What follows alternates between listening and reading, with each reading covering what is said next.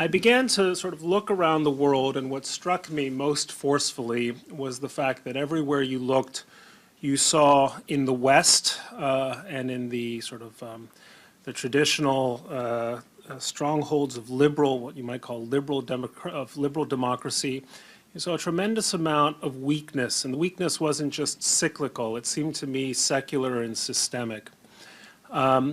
And when you looked to the more aggressive regimes, whether it's North Korea, Iran, China, or Russia, they seem to be taking advantage of the weakness of their enemy, that is to say, us. All right, folks, we're going to hear more from that man because Bret Stephens is here, Pulitzer Prize-winning journalist and deputy editor for the Wall Street Journal's editorial page.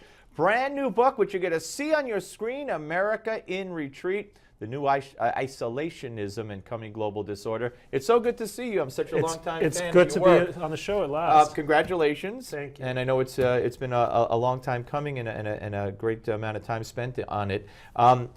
America in Retreat, to me it's a great title, and it says it all. And when this president ran and said he was going to fundamentally change America, he also meant our foreign policy, and he didn't wait long to make that speech in Egypt, and he ran from there.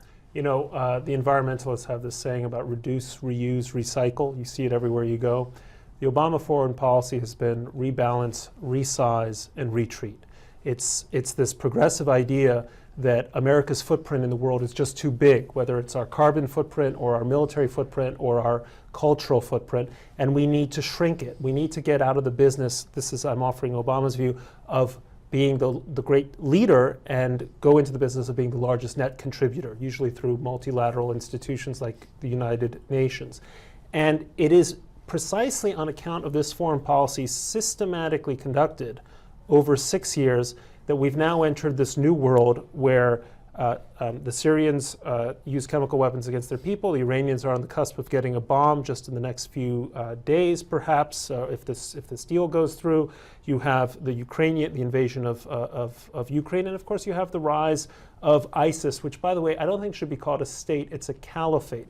A state has borders. A caliphate has no end. Yeah, and you know, Russia and everything you said, you could differentiate though between Iran, because here we see the president of the United States constantly reaching out to the Ayatollahs in the face of their inflammatory statements, and we know what their intentions are regarding Israel, even calling us still Satan, and actively working for this deal. Whereas Russia is a consequence, and the other things you mentioned are Syria drawing a red line, backing off. It's a consequence. But here he's the player making it happen almost. But think about it. I mean, think about it. First, we say our position is Iran cannot enrich uranium at all.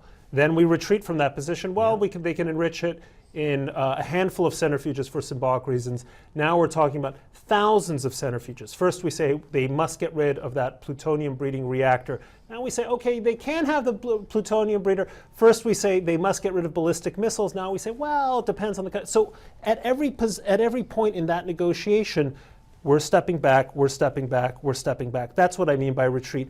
Or just look at the way we've dealt with the Ukrainians. You know, they took over Crimea. Obama made a speech. So they saw that there were no consequences to our inaction. They moved into eastern Ukraine. We're still not arming the Ukrainians. Guess what? The next place they're going to move, I think, is going to be one of the Baltic states, because they understand that the Obama presidency, for them, is an opportunity. They have 2 years of a weak and feckless administration. And this book is an effort to alert Americans to what is happening because of a policy. It's not just random events around the world. And Mitt Romney was so right, not only in his remarks about Russia being the biggest geopolitical foe, but just about the inept foreign policy and the disaster that's looming. And now we're living in the looming part of it almost. Right. I mean, when I started writing this book, it was just before the 2012 election, and it was sort of I would say kind of an aggressive thesis. What are you talking about? The coming global disorder. I mean, after all, the tide of war was receding, right? Al-Qaeda was on a path to defeat. It was time for nation building at home. It was really cutting against the grain of conventional wisdom. Now, I mean, you know, book schedules. I delivered this manuscript in the spring, and now here it's the fall, and it's finally come out. But people suddenly understand that what chapters I was writing a year ago are now coming to pass. We have a minute or less, so it's not fair, but is this reversible with the next president, whoever he or she may be? Yes, America's not in decline. Decline happens for causes that are often beyond the control of politics. America's in retreat. It's a policy consequence. And if this book serves no other purpose, I hope it gets into the hands of some of the people thinking of running for president who are looking for a conservative foreign policy that is smart and strong. You could help make sure that they get it, and so I'll do anything I can to help. Thank you. Great to see you. We'll see you again soon, I hope. All right, folks, the book, America in Retreat. And we'll be back with the Malzberg panel after the break. But first, back in 1972, President Nixon, of course, he visited China in order to garner peace in Vietnam and open up trade between China and the U.S. So let's take a look back at that historic trip with this hour's American Moment. Next on Newsmax Television.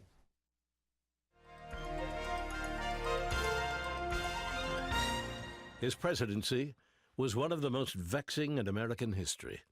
Mention the name Richard Milhous Nixon, and some will always remember him as the president who resigned over Watergate.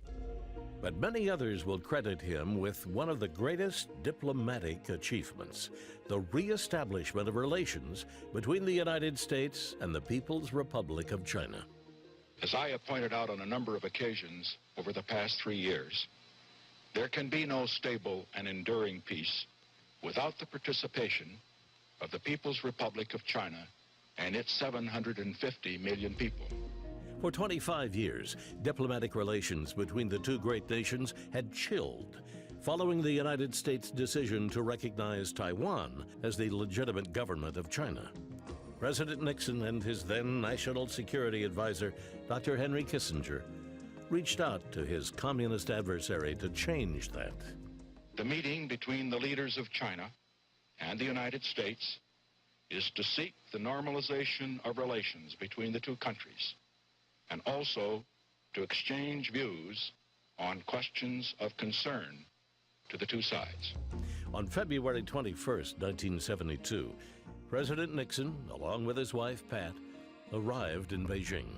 He was feted by the Chinese and honored by no less a figure than Chairman Mao himself.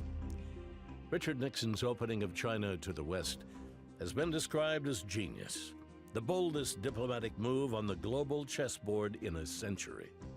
In one stroke, Nixon had separated communist China from the Soviet Union, reducing the power of the communist bloc and paving the way for the eventual end of the Cold War.